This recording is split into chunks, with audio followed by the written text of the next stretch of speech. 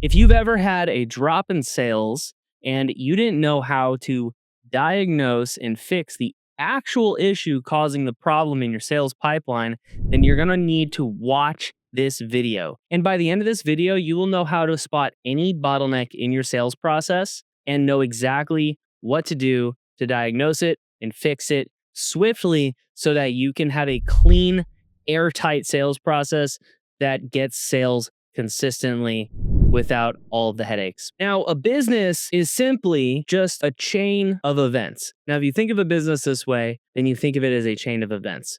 Now, how that might look is, let's take this chain off and kind of show you. This is your business. It is a chain. You can look at it as the lead comes in at the top.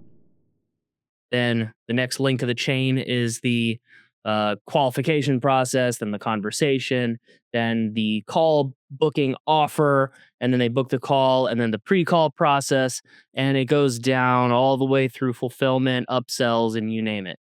And if your business is solid, this chain won't break. The problem is most people's sales process has weak links in the chain, and that chain, if one piece of this chain breaks, the rest of this chain breaks. Now, the issue is we only feel the symptoms of a weak link. And if the weak link is, let's say, here on the chain, you might feel it down here and you might get, low cash collected or low close rate. But really, that started way up here. And the problem is you don't know how to identify what those symptoms are and how to trace them back upstream in your funnel to identify the real issue and how to solve it so that the rest of the stream is nice and clean. We're going to move over to our notepad here, and I'm going to show you exactly what to do. All right, as you can see, we have 4 different metrics. We have our response rate, our booking rate, our show rate, and our close rate. Now, you could say that these are the 4 major links in the chain. And we're going to start and go down this chain, starting with response rate, booking rate, show rate, and closing rate. Okay? Now, all of these tie together, and that's what creates your funnel.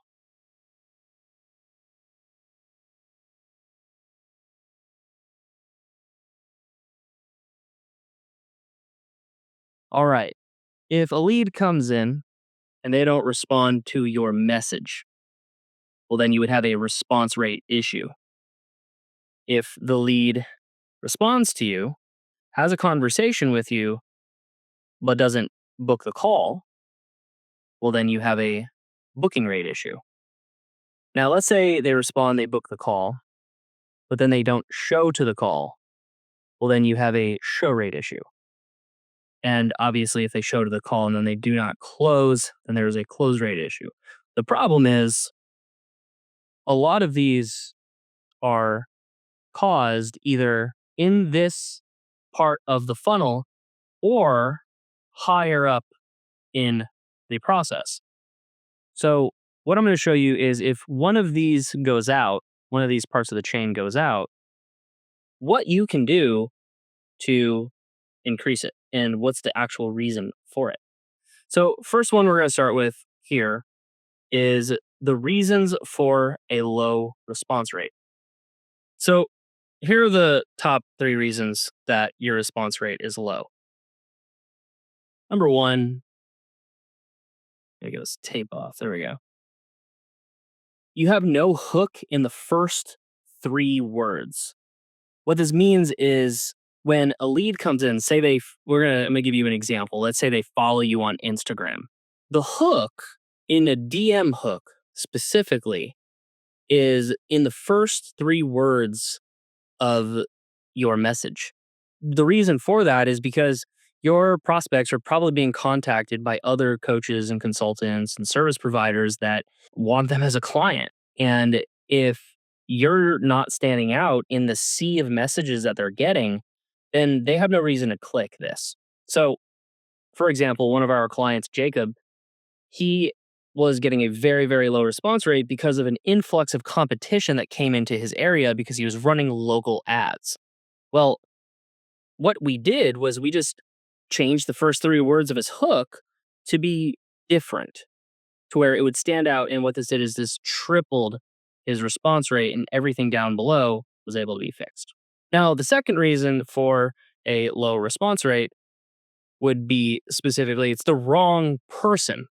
Bad leads, they're not qualified.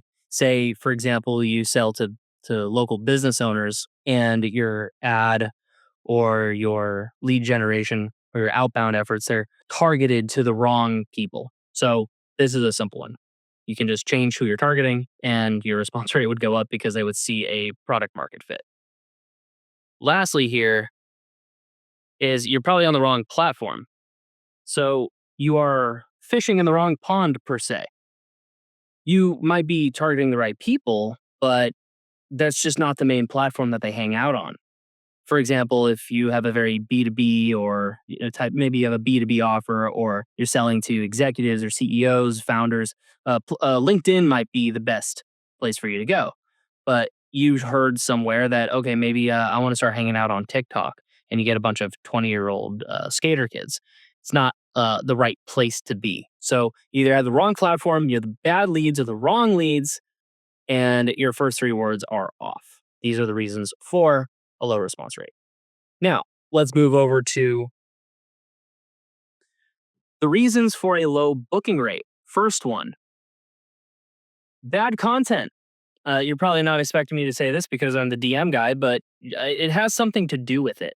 It can also cause low response rates, but the reason for somebody not booking with you after they talk to you is they judged your content. They judged your profile, some of the things you said, um, and maybe you got them into the conversation and it wasn't because of your content. You just hooked the conversation. You were really good at the conversation. But right before they were going to make a bit of an investment into you, such as spending time on a call with you, they they're going to go look at your content right before they're going to book the call. So you made the call offer, you said, "Hey, let's hop on a call." They said they didn't read it, and then they went to your Instagram or your YouTube and they saw what they saw they weren't impressed with. So increase your content game and people might say yes more. Next is a shallow problem discovery. And I will say this one is the most common. Shallow problem discovery. You're not going deep into the problem. Your prospect has problems. And just the act of talking to them about their problems increases their pain threshold. It makes them upset. It gives them frustration. And those are all the driving emotions that drive somebody to get on a call with you. So you have to look at it this way. There is pain involved with taking the time out of their day, and there's also a pain of the risk involved in potentially buying from somebody and even maybe getting scammed or whatever they're afraid of. Then there's also the pain of staying where they are. And if you don't find the right problem or you don't dig into the problem deep enough, the pain of risk would outweigh the pain of the problem that they're in, and they won't take action. So your discovery being off or not going deep enough will cause a breakdown in your booking rate. And that's way upstream, actually. Right when you make the call offer, it happened way up here after they responded. Next is not making enough offers.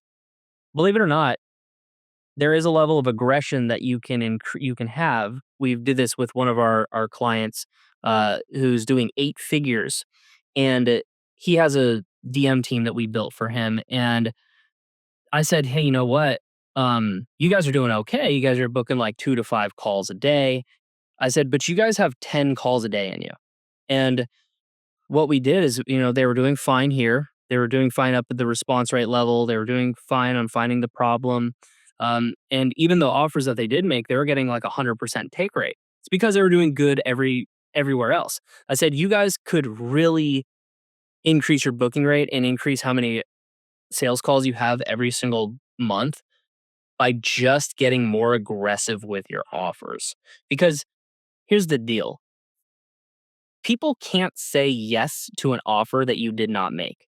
And so if you're not making offers in the DMs, you're actually not able to book the call, no matter how good you do in the conversation level.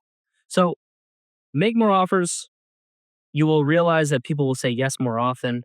And here's the thing, even if you make more offers and you drop in your in your booking rate and you're not booking enough calls, I'd rather you have an 80% take rate on your offers than 100% take rate, but you didn't make enough offers. So if you just made more offers with with a lower booking rate, it's better because you're actually booking more calls. Next, number 3, the reasons for a low show rate.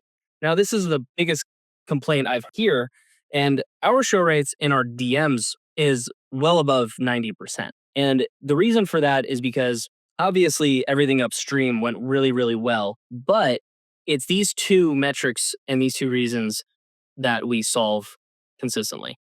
Same thing.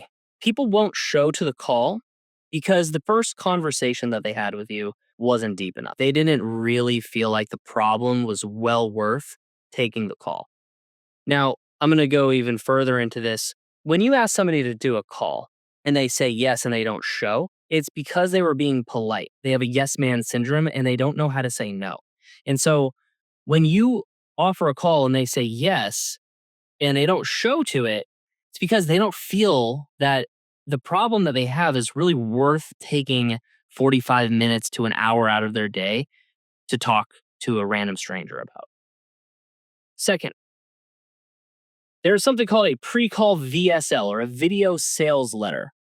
If you don't have a good video sales letter to send to your prospects before the sales call, you're going to be losing out on a lot of sales. And this causes not just people to not show, but it causes people to not have a real good intention or a frame before the sales call with you.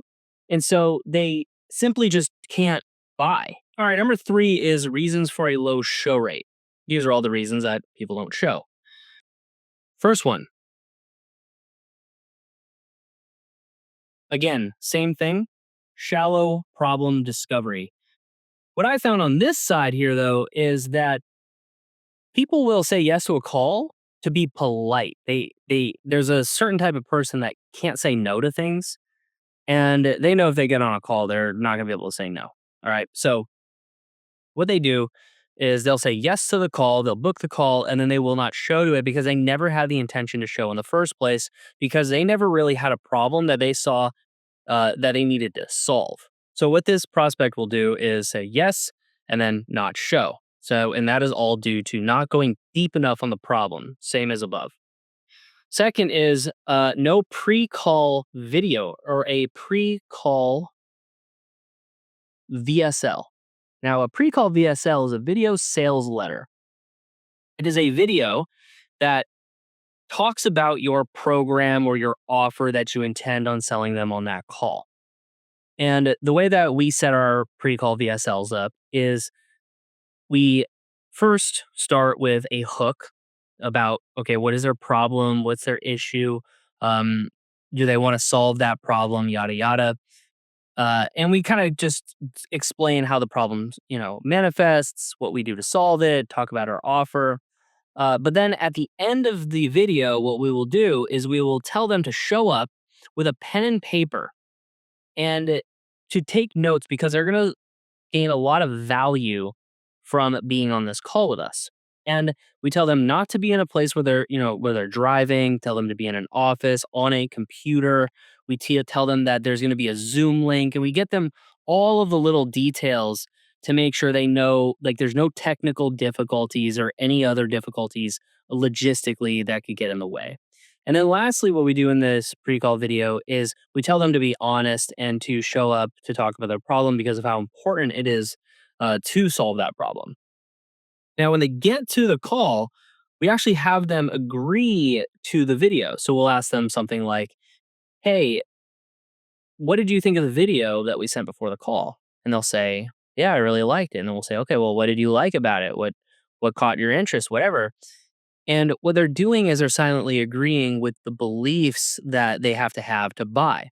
So that actually helps with the close rate.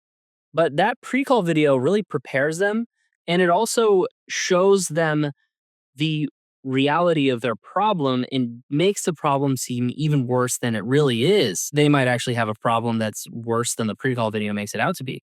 But that pre-call video sales letter is very, very important because they need to see this call as being the most important thing because they are taking time out of their day. All right, now number 4 is the reasons for a low close rate. Now, there are a lot of reasons for a low close rate, but we are specifically talking about the chat side of things. So I'm going to give you just the top 2 reasons that I have found, but there are a lot of reasons. So the first reason here is no frame. Now, what is a frame? A frame is when you both have premise, you both have a reason for being on the call and there's an intention, both of you guys have an intention to solve a problem on that call. What'll happen is if your DMing process is bad or you didn't pre-qualify them, you didn't ask them the right questions, and they don't have a real intention to be there, they might treat it like a kind of a discovery or a networking call. And if one person has the intention to kind of just network and meet and the other person has the intention to make a sale, well, then what will happen is there'll be a clash. And what I found is all of the questions that you would ask later down the chain aren't going to land as well and they're not going to know why they're even on that call. So the frame really breaks down due to a couple of reasons. They didn't watch the pre-call video. The DMing conversation was too quick. They didn't go deep enough in the problem and they're just showing up to kind of entertain. Found that a lot of like lower level business owners will hop on calls just to feel like they're playing business. And so they'll just say yes to the call and then just not buy anything because they think, they're gonna collaborate or something like that. So you want to make sure you have a strong frame. Now, here's the thing.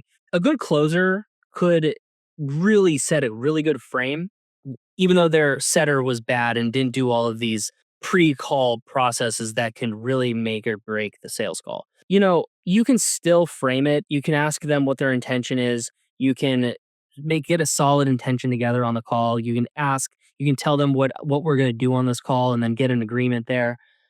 There's a lot you can do on the call, regardless of what happens beforehand. But if you got both of those, really good closer and a really good setter, I mean, it's a game changer, and that's where you start hitting these really high conversion rates. Now, the last one here, wow, I ripped that thing off. Jeez, let me write it down here. All right, a shallow discovery. That is the last reason. What that means is there are certain check boxes. There's certain boxes that you need to check on a sales call in the discovery section that will make or break the sale.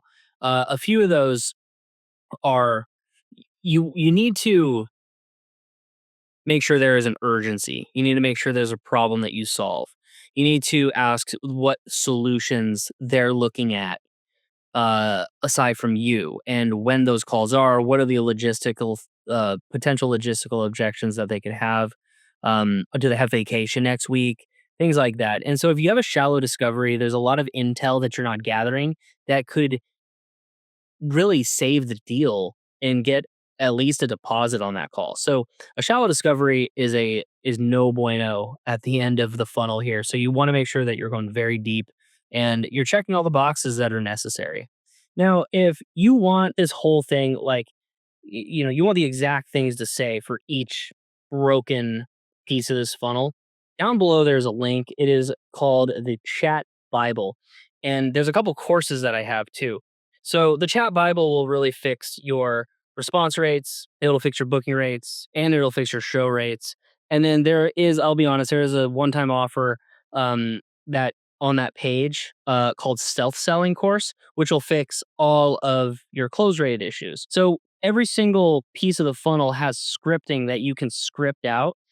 And in that chat Bible. So you'll be able to book more calls and close more deals with a very small following, even if you don't have a lot of leads coming in, because your conversions will be so much higher. So get the stealth selling course for if you have low close rates or low conversion rates, and then get the chat Bible and some of the DM breakdowns and some of the things that come with the chat Bible to fix this issue. So I have everything handled there. But if you want more hands-on, customized DMing help, then you can book a call with me. Down below, there's a link below the chat Bible link, and you can book a call with me, and I can give you actually hands-on help to fix this. All right, thank you very much for watching. Now I want you to take this video, keep it, save it. You can give this to your sales team, you can give this to your sales managers, you can use it yourself, but you always want to be referring back to this as a reminder. That way you can have a strong, tight, solid chain that doesn't break. And when it does break, you know exactly what to do to spot it very quickly instead of dealing with the after effects months or even years later where your business is too far gone at that point. So if you like this video, be sure to subscribe, comment what you learned, the biggest bottleneck solution that you've learned from this video, and comment how you're going to use it, and then subscribe and you can see more of this. So I'll see you later. Peace.